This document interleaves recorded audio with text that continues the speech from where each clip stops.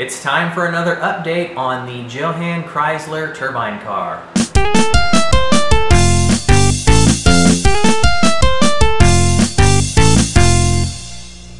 Okay, so here is our update on the Chrysler Turbine car.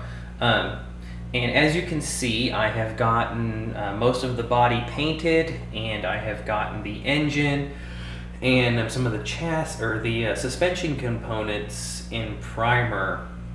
I was able to get these painted before the temperatures dropped and everything. I'm really happy with this body color that you see here. This is the hood. This is the closest paint I could find to the factory, they call it turbine bronze color that they painted these things when they first made them. The color I'm using is this dark bronze metallic by Model Masters. It's one of their custom lacquer system colors.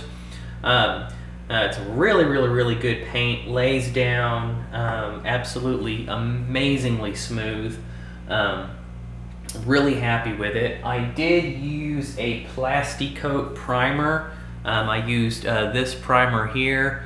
It's the Plasticoat Sandable primer, and it is this kind of, you know, rust color, if you want to call it that. But I went with that color primer because it was pretty close to the color of the paint, and I thought that they would go together well, and it seems like they did. Those Plasticoat primers are fantastic primers as well. Lay down really nice and smooth. Then of course here we've got, you know, our chassis pieces, and then this is pretty much all of the engine components here that I'm going to start painting in various types of you know, metallizers and metal colors and things to make it pop out and look real good.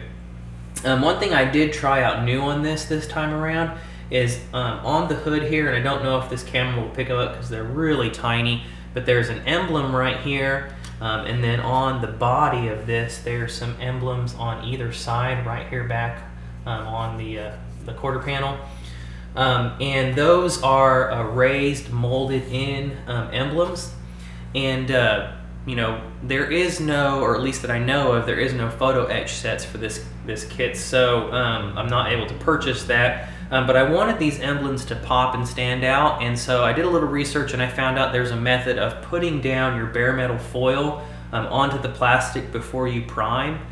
And then as you put on each coat of primer after it dries, you remove that coat over the top of the raised emblem. You can either use a little bit of like paint thinner. I just kind of rubbed it off until the bare metal foil showed through.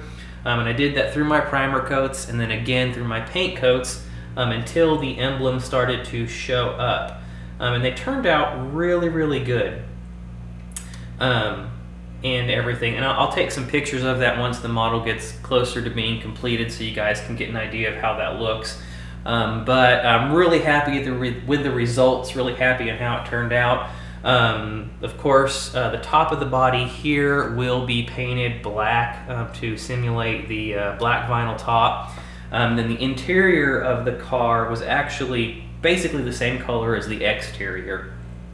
You know, of course, I'll vary the colors a little bit to simulate the carpet and different things like that. But as far as interior color, it's basically the same exact thing. So kind of makes it easy because everything's the same color, but at the same time it makes it a little more challenging to, you know, differentiate between the types of materials that would have been painted, you know, that same color. So anyway, that's where we're at on this. Once the temperature comes back up, which I think will happen next week, I'll be able to get some more painting done and everything. But anyway, wanted to give you guys a quick update and let you guys see what's going on. So keep up all the great work, guys. And like I always say, eat, sleep, styrene, and I'll see you in the next video.